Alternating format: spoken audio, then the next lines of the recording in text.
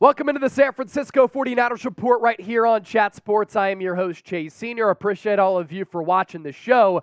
I'm going to open up the floor here. I already parlayed my thoughts on the Niners Report and relayed what I was thinking about this Trey Lance trade to the Dallas Cowboys, but now is the opportunity for the fans to let their voices be heard because there are a lot of Trey Lance fans out there who are sad to see him go. There are a lot of people who doubted Trey Lance, and they think that this is the best and most ideal scenario for San Francisco moving forward to get rid of the distraction that was Lance, considering he was the third-string quarterback. So with that, Niner fans react to the Trey Lance trade to the Dallas Cowboys. Let's start here with AJVHS. If the Niners don't make it past the wild card round, will the quarterback drama situation be the result of that? I don't think so, but if San Francisco doesn't make it past the wild card round with the team that has Super Bowl aspirations, with the team that is loaded enough to win a Super Bowl, that's going to be a massive problem. And if Brock Purdy isn't the guy, Kirk Cousins is going to be a free agent next offseason. So I think that San Francisco could be in the running, honestly, for Kirk Cousins if Brock Purdy doesn't work out. Mac Daddy with the $5 super chat. Now Trey is next door to Chat Sports. Maybe he will end up there and in the future. Just kidding. I'm so pissed he could have stayed. Number 3, what would that have hurt? We are based in Dallas, Texas, and the reaction from Cowboy fans down here, they are all shocked. And I think that this goes to show you that the Cowboys aren't necessarily all in on Dak Prescott. And there was some chatter about maybe Dallas moving on from Dak after this year if Dak struggles once again. And last year, he was not good. He led the NFL in interceptions despite missing a few games because of injury. And he's continued to come up short in the playoffs. And this is a Cowboys organization that for nearly 30 years has not made it to an NFC championship game. They're starting to feel the pressure a little bit. And I think that with Dallas bringing in Trey Lance, it's a little bit of an insurance policy for the Cowboys here at that quarterback spot. What's interesting is that Lance was the number 3 quarterback for San Francisco. He's going to be the number 3 quarterback for Dallas. It's going to be Dak Prescott, Cooper Rush, and then Trey Lance. I think for Lance, this just gives him an opportunity to get a new lease on his football life. To answer your question, Mac Daddy, who would this have hurt for Lance to be the number 3? Continued drama and this continuing to be a distraction for San Francisco is not ideal when he is the quarterback 3. When everybody has been talking about throughout the entire preseason has not been Brock Purdy, has not been the fact that the Niners are geared up once again to be a top team in the NFC alongside the Philadelphia Eagles to make a run at the Super Bowl, and instead it's been about Trey Lance. That does become a distraction for an organization at some point. Black Mask with a $5 donation. Trey won the trade. He's getting paid big money for doing jack shit. So the Niners had to eat a lot of money in his first 2 years. They paid him $28 million to start 4 games for their organization, on top of the fact that San Francisco traded away 3 first-round picks to move up to take Trey Lance. Now, what a win here in this deal is for San Francisco is that the Dallas Cowboys are actually going to take on and inherit Lance's fully guaranteed contract. So San Francisco is going to open up $940,000 in 2023 cap space, so not that much money. But next year, they will open up $5.3 million in cap space, and they get a 4th-round pick. So Trey wins the trade, not just because he gets money, big money for doing jack shit. Black Mask clearly not a Trey Lance guy. He wins this trade, in my opinion, because he gets to go somewhere. Maybe at some point he can become the starter with the Dallas Cowboys. And for Trey, he gets to start anew for his football career, which I really think he needed because he was clearly suffering from a lack of confidence. Lion Fighter. Thanks, Shanahan. Now I got to hope that Lance doesn't develop into something special for the Dallas Cowboys. Lion Fighter, big Eagles fan I know because he's certainly a real one here at Chat Sports. It would make the NFC East very interesting. But think about if Lance goes to Dallas and becomes a really good quarterback, that directly impacts all teams in the NFC. And then it's a roadblock in front of the San Francisco 49ers because they figure to be competing against the Dallas Cowboys for the foreseeable future. They've already met in the playoffs in back-to-back years. Who's to say they're not going to continue to be on a collision course? And also, they're two iconic brands, two of the blue bloods in the National Football League. I'm surprised, frankly, that San Francisco traded Lance to Dallas. I'm sure that the Niners, made this deal because it was the best offer out there. They get a 4th-round pick, a better deal than I thought that they were going to be able to get. And then in trading Lance to Dallas as well, a big part of this trade is Dallas inheriting all that money. Harold, will the 49ers sign another quarterback, or is Brandon Allen QB3? We can pop up the Niners quarterback depth chart there, Chip. I think San Francisco is going to be moving forward with Brock Purdy as QB1, Sam Darnold as QB2, and then Brandon Allen is going to be the 3rd stringer. That's why they made this move for Lance, because they know that they have a solidified 3rd-string quarterback in Brandon Allen, who, let's be honest, he backed up Joe Burrow for the last couple of years, very trusted by that Cincinnati Bengals coaching staff and clearly trusted by the Niners coaching staff as well. Dr. Merkenstein, the trade scares me more than anything. Keep the Cowboys out of the conversation. Yeah, and I think that's why a lot of fans for the Niners are very concerned, because it's the fact that he's going to Dallas. And it's the fact that these two teams have met in the playoffs in consecutive years, and 2022 and 2021, both of those games came down to the wire. We all know that Trey Lance has a lot of potential. He just needs time, reps, and experience. He's only 22 years old. And if he goes to Dallas, starts slinging it, and starts to tap into that potential, that's a bad look for this organization, and heads could roll in Santa Clara. Mr. Block Ice, the scouts should be fired. All of the issues said, the scouting should have saw instead of losing those picks, and it could have been used for our needs, a.k.a. along the offensive line. Here's what people don't realize.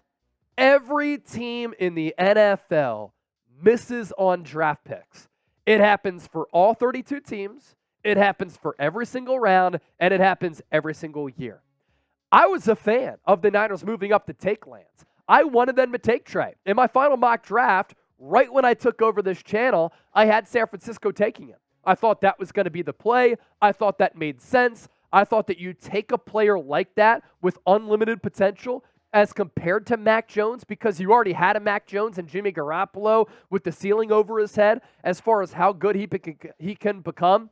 Take the prospect who could become an alien at that quarterback spot, like a Patrick Mahomes. Don't take Mac Jones. You already know what he's going to be, and you already know what Jimmy Garoppolo and what he can do and the limitations that he has. Mac Jones had those limitations too.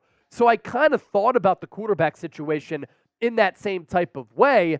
The scouts should not be fired, Mr. Block Ice, because those same scouts who may have liked Lance in the 1st round are still the ones who took Fred Warner in the 3rd round, who took Talanoa Hufanga in the 5th round, who drafted Ronnie Bell, who drafted D. Winters, who drafted Jalen Graham, who drafted George Kittle in the 5th round. They have hit time and time and time again on some early picks like Nick Bosa, Deebo Samuel, Brandon Aiyuk, as well as mid to late round picks like all the players that I talk about, as well as a Dre Greenlaw, undrafted guys like an Azeez Al-Shire. This Niners organization is still one of the best in the NFL. As far as evaluating talent, they're one of the upper echelon teams in the league. They missed on Lance, and it's time for them to own it. And I'm fascinated to see what Kyle Shanahan says in his post-game press conference tonight. Ed G was not all that impressive in his starts, was Lance. The Niners are in win-now mode, and they can't have a quarterback with a deer-in-the-headlights look. But here's the thing. He wasn't going to be the team's starting quarterback this year. You know, if you kept Lance as QB3, was it a distraction because everybody's talking about your 3rd stringer? Yeah, a little bit, but at least it's an insurance policy.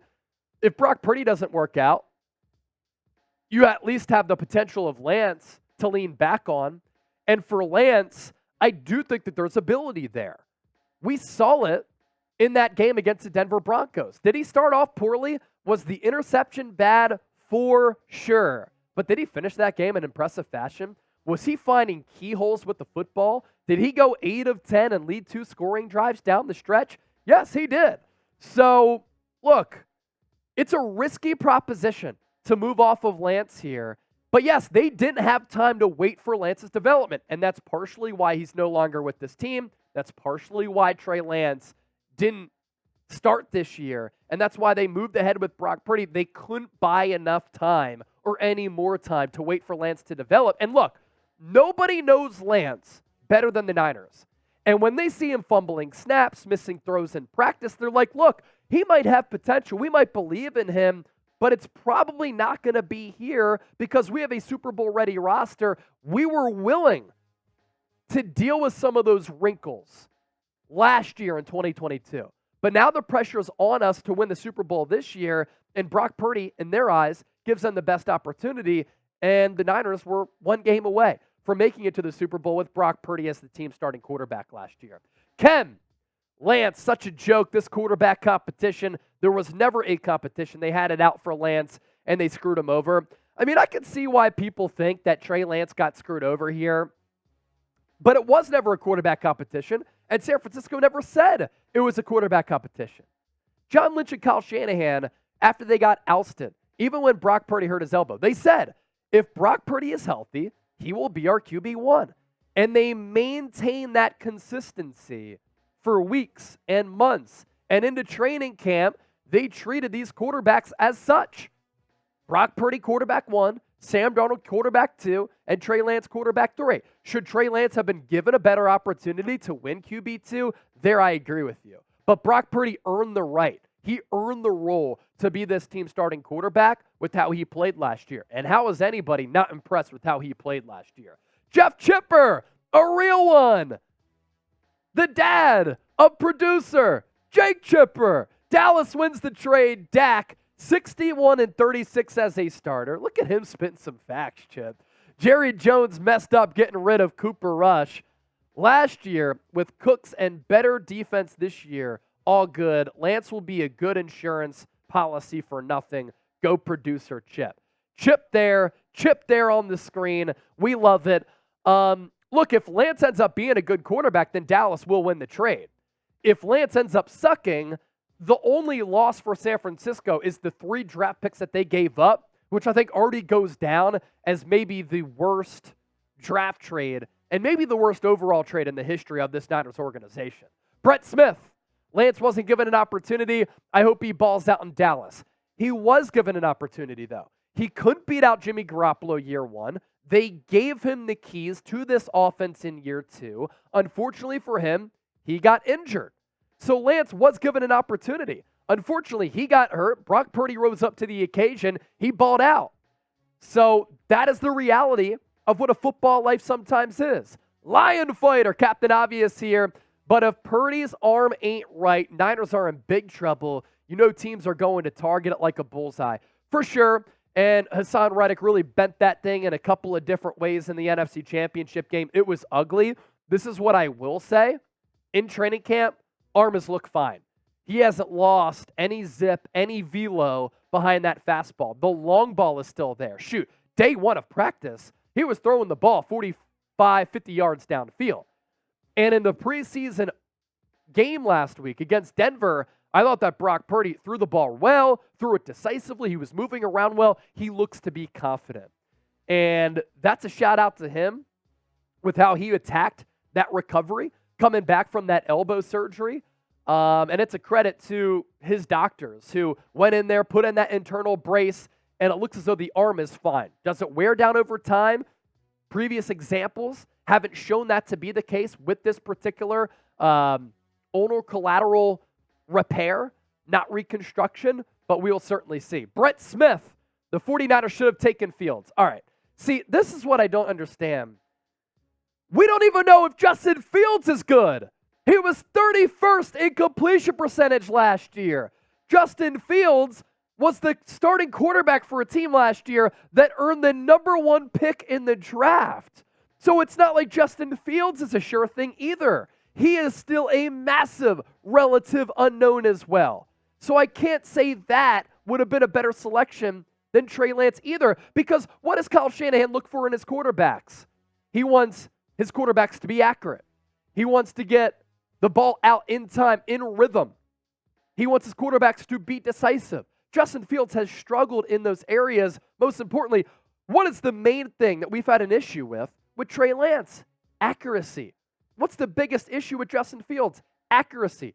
31st in completion percentage last year. He completed 60% of his passes. That's just a tick higher than Trey Lance. Jared Johnson, last one of this mailbag here. They busted on Solomon Thomas at number 3. They'll be fine without Lance. It's funny we ridicule his tape when he was on the team. Now we are worried when he leaves. Trust the tape. The tape showed some good. The tape showed some bad. You can get over and you can survive draft misses. They did it with Solomon Thomas. And look, they've done it with Lance too. They took Lance number 3 overall in 2021. They made it to back-to-back NFC Championship games. This is a team that's made it to 3 NFC Championship games in 4 years. I'm kind of surprised that they've had this much recent success, considering all of the drama that's happened with this organization. But success is success. A loaded roster is a loaded roster. An elite head coach is an elite head coach. I don't agree with how they handle this entire situation because the optics of it are bad, and the optics of it reek of a poorly run business with them letting it get leaked that Trey Lance was going to be QB number 3. And did that get leaked so that they could trade him prior to the preseason game? Maybe. But they're still a really good team with an opportunity to win a Super Bowl here. So who won the trade? SF for the Niners, DAL for the Dallas Cowboys. Get those votes in right now. We appreciate you for watching the show. And don't forget to subscribe.